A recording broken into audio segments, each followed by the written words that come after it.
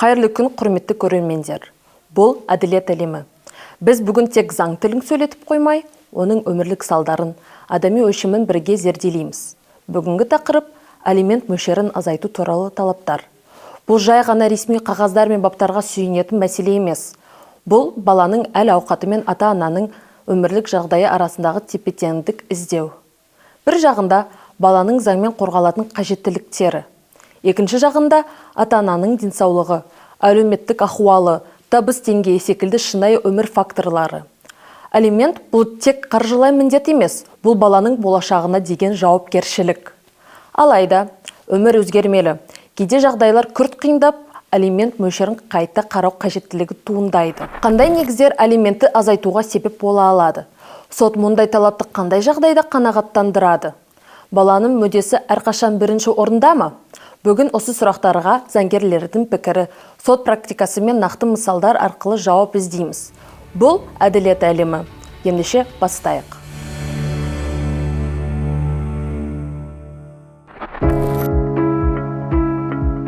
Алимент төлеу бұл әр ата-ананың баласына деген заңдық және адами жауапкершілігі.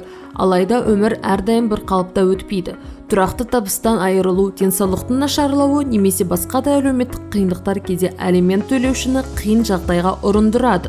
Осындай жағдайда ата-ана сотқа жүгініп, төлем мөлшерін азайту туралы өтініш беруі мүмкін. Бірақ бұл оңай әрі автоматты түрде қанағаттандырылатын талап емес. Себебі сот ең алдымен баланың мүддесін басшылыққа алады. Алимент мөлшерін қайта қарау үшін талап арыз нақты құжаттарға, дәлелдерге сүйенуі қажет. Сот талапкердің табыс деңгейін, жұмыс жағдайын, денсаулығын, отбасылық және әлеуметтік ахуалын жан-жақты зерттейді. Мұндай істерді Қазақстанда кәмелетке толмағандардың істер жөніндегі мамандырылған ауданаралық соттар қарайды. Бұл соттар балалардың құқықтары мен заңды мүдделеріне тікелей әсер ететін барлық азаматтық дауларды шешумен айналысады. Талап арызды сотқа қандай құжаттар мен мәліметтер ұсынылуы керек? Бұл заңмен нақты белгіленген процесс. Арыз жазбаша не электронды түрде ұсынылады. Талап қоюшы мен жауапкер туралы толық ақпарат көрсетіледі. Алимент мөлшерін азайтуға негіз болатын дәлелдер мен құжаттар тіркеледі. Мемлекеттік баж толық әрі дұрыс төленуі қажет. Егер арызда заң талаптарына сәйкес келмейтін олқылықтар болса, сот оны кері қайтара алады. Бірақ бұл талапкерге өтінішті қайта рәсімдеп, сол негіздер бойынша қайтадан сотқа жүгінуге кедергі болмайды. Алимент мөлшерін азайту туралы талап тек материалдық жағдай емес, бұл жауапкершілік пен әділеттілік арасындағы тепе-теңдікті табу әрекеті. Сот үшін басты ұстаным баланың құқығы мен игілігі. Қазақстан Республикасының азаматтық процестік кодексінің 27 бабының 3 бөлігіне сәйкес неке бұзу туралы және ортақ мүлікті бөлу туралы, балалардың тұрғылықты жерін анықтау, алимент өндіру туралы, жұбайын асырап алуға алимент өндіру туралы, сонымен қатар өндіріліп жатқан алименттің мөлшерін өзгерту, тоқтату туралы талап қоюлар Ұлытау облысының кәмелетке толмағандардың істер жөніндегі мамандандырылған ауданаралық сотында қаралады. Талап қоюлар жазбаша немесе электрондық форматта беріледі сотқа. Кәмелетке толмағандардың істер жөніндегі мамандандырылған ауданаралық соты тараптардың арасындағы кәмелетке толмаған балалары болған жағдайда осындай талап қоюларды қарайды. Егер де тараптардың арасында мысалы неке бұзу туралы, ортақ мүлікті бөлу туралы, тағы да басқа да талап қоюлар бойынша тараптардың арасында кәмелетке толған балалар болған жағдайда олар қалалық соттың сотталғына жатады. Бұл соттың сотталғына жатпайды. Азаматтық процестік кодекстің 148 бабының талаптарына сәйкес талап қоюлар жазбаша немесе электронды форматта сотқа беріледі. Талап қоюды берген кезде талап қоюшы берілетін соттың атауын, талап қоюшының өзі туралы мәліметтерін, толық аты жөнін, мекен жайын, жеке сәйкестендіру нөмірін, сонымен қатар жауапкердің аты жөнін толық жазуы керек. Сонымен қатар оның өзіне белгілі болса жеке сәйкестендіру нөмірін, мекен жайын, ұялы телефон нөмірлерінің барлығын толық жазуы керек. Сонымен қатар осы талап қоюда талап қоюшы азаматтардың және азаматтардың құқықтар мен бостандықтар немесе талап қоюшының заңды мүдделерін және талап қоюшының талаптарын бұзудың немесе бұзу қаупінің мәні, сонымен қатар өзінің талаптарын негіздейтін мән-жайлар, сондай-ақ осы талап қоюды растайтын мән-жайлар толық қамтылуы тиіс. Сонымен қатар осы талап қоюға бірге тіркелген қоса құжаттарда бірге қосымша жазылуы тиіс. Азаматтық процестік кодексінің 29 бабының талаптарына сәйкес алимент мөлшерін азайту туралы талап қоюлар жауапкердің тұрғылықты мекен-жайы бойынша беріледі. Мысалы, талап қоюшы осы Ұлытау облысында тұратын болса, бірақ жауапкер басқа облыста тұратын болса, онда талап қоюшы жаңағы жауапкердің тұрғылықты мекен-жайы бойынша сотқа беруі тиіс. Ал жауапкер осы Ұлытау облысында тұратын болса, онда талап қою біздің Ұлытау облысының комитет ормандардың істері жөніндегі мамандандырылған ауданаралық сотының соттығына жататын болғандықтан осы сотта қаралуға жатады. Судья талап қою сотқа түскен кезде біріншіден тараптарды татуласуға шақырады, оларға шақыру жібереді. Шақыру бойынша татуласу рәсімдері қай күні болатын туралы, қай уақытта өткізілетін туралы хабарлама жібереді. Тараптары сотқа онлайн процесс форматта қатыса алады, немесе өздері сотқа келіп қатыса алады. Соттар, судьялар, яғни татуласу рәсімдерін өткізу кезінде тараптарға татуласудың артықшылықтарын түсіндіреді, тараптарды татуласуға жәрдемдесуге өзінің бар күш жігерін жұмсайды. Талап қоюларды сотқа беру кезіндегі азаматтық процестік кодексінің 148-149 баптарының талаптарына сәйкестігін судья тексереді. Сосын барып, егер де талап қою осы баптың талаптарына сәйкес келсе, онда талап қоюды соттың өндірісіне қабылдау туралы сот ұйғарымын шығарады. Сот ұйғарымы 5 жұмыс күні ішінде шығарылады.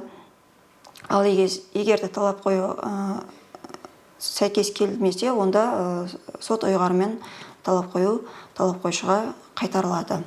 Сонымен қатар, соттардың алименттерді өндіріп алу жөніндегі істерді қараған кезде заңнаманы қолдану туралы Қазақстан Республикасының жоғарғы сотының нормативті қаулысының 8-ші тармағына сәйкес талап қою бағасы азаматтық процестік кодексінің 104-ші бабының 1-ші бөлігінің 8-ші тармақшасына сәйкес төлемдерді немесе берулерді азайту немесе көбейту туралы талап қоюларды арыз беруші азайтуға немесе көбейтуге үміт артатын, бірақ 1 жылдан аспайтын мерзімдегі жалпы сомамен айқындалады. Яғни талап қоюшы өзінің жұмыс орнынан еңбек ақысы туралы 1 жылдық еңбек ақысы туралы анықтамасын сотқа ұсынуы қажет.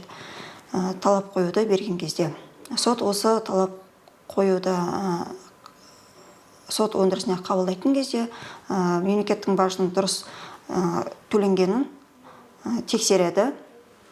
Егер дұрыс төленбеген жағдайда, мемлекеттік баж дұрыс төленбеген жағдайда, онда талап қою жаңағы азаматтық процестік кодексінің 152-ші баптарының талаптарына сәйкес талап қойшыға оған қоса құжаттармен бірге берілген құжаттармен бірге қайтарылады.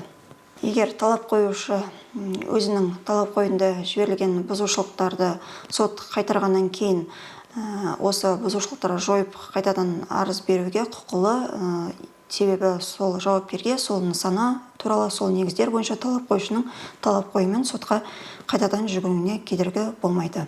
Талап қоюды қайтару туралы ұйғарымға талап қоюшы егер келіспеген жағдайда Ұлытау облыстық азаматтық істер жөніндегі сот алқасына осы Ұлытау облысының комитет ормандары істері жөніндегі мамандандырылған ауданаралық сот арқылы 10 жұмыс күні ішінде ұйғарымды түпкілікті нысанда дайындалған күннен бастап шығарылған 10 жұмыс күні ішінде жеке шағым беруге құқылы. Осындай алимент мөлшерін азайту туралы талап қоюларды сотта қарау кезінде судьялар бала құқықтары туралы конвенцияның 3-ші бабын басшылыққа алады.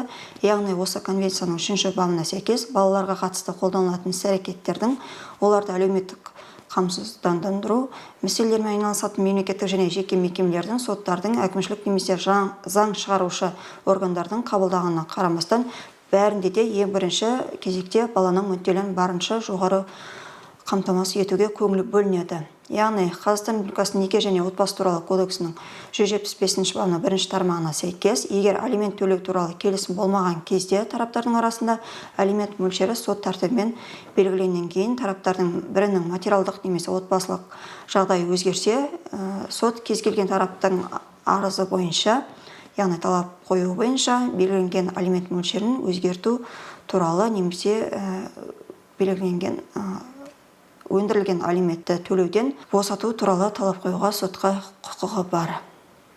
Алимент мөлшері өзгертілген немесе оны төлеуден босатылған кезде сот тараптардың назар аударарлық өзге де мүдделерін ескеруге құқылы. Мысалы, соттардың алименттерді өндіріп алу жөніндегі істерді қараған кезде заңнаманы қолдану туралы жаңағы Қазақстан Республикасының жоғарғы сотының нормативтік қаулысының 29 бабына сәйкес, кәмелетке толмаған балаларға алименттерді төлейтін ата-ананың алимент мөлшерін төмендету туралы талабын шешкен кезде, ата-ананың материалдық және отбасылық жағдайының өзгеруі оның талап қоюын қанағаттандыру үшін сөзсіз негіз болмайтыны сотпен басшылыққа алынады. Өйткені мұндай өзгерістердің оған алименттерді бұрынғы мөлшерде төлеуге мүмкіндік бермейтінін сот отырысына анықтауы қажет. Егер сот балаларды күтіп алуға өндірілген алименттердің мөлшерін негізсіз төмендету мақсатында талап қойылған анықтаған жағдайда, бұл талап қоюды қанағаттандыруға болмайды, талап қою бас тартылуға жатады. Борышкер неке және отбасы туралы кодекстің 139 бабының 1 тармағында көзделген үлестер арақатынасы сақталмайтын алименттерді бірнеше өндіріп алушыға төлеген жағдайда, мысалы, бір өндіріп алушыға кәмелетке толмаған баланы күтіп алуға ата-ананың жалақысының және өзге де кірісінің 4/1 бөлігі мөлшерінде алимент өндірілген болса, ал екінші басқа өндіріп алушыға тағы да осындай кәмелетке толмаған баланы күтіп алуға алимент мөлшері 4/1 бөлікте өндірілген болса, талап қойшы осы неке және отбасы туралы кодекстің 139 бабының талаптарын негізге ала отырып сотқа талап қою берген кезде алимент мөлшерін азайту туралы сот алимент мөлшерін азайту туралы талап қойын азайтылуға жатпайтынын түсіндіреді. Яғни талап қою мәні бойынша толық қаралған жағдайда, онда ол талап қою бас тартылуға жатады. Көбінесе осы Ұлытау облысының кәмелетке толмағандардың істер жөніндегі мамандандырылған ауданаралық сотында осындай талап қоюлары көп жиі кездеседі. Себебі талап қоюшылар бұл неке және отбасы туралы кодекстің 139 бабында көрсетілген норманы дұрыс түсінбегендіктен талап қоюларды беріп жатады. Кейіннен сот отырысында өздері түсініп жатады, осы талап қоюдың негізсіз екенін түсінгеннен кейін талап қоюларын қайтарып жатады кейбіреулері, ал кейбіреулері сотта осы талап қоюда мәні бойынша аяғына дейін қаралуын талап етіп жатады.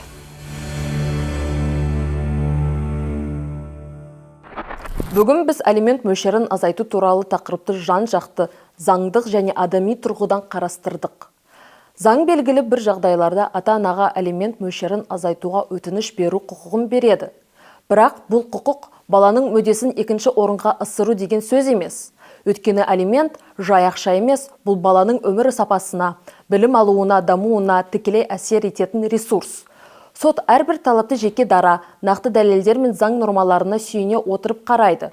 Мұнда бір тараптың ғана емес, екі жақтың да жауапкершілігі бағаланады.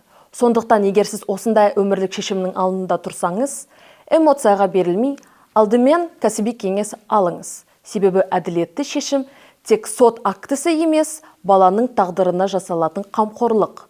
Әділет бұл тек соттың шешімі емес, бұл әр ата-ананың ар алдындағы борышы. Бұл әділет әлемі. Бүгін біз тағы бір күрделі әрі маңызды тақырыпты кәсіби маман қатысуымен көрерменге жеткіздік.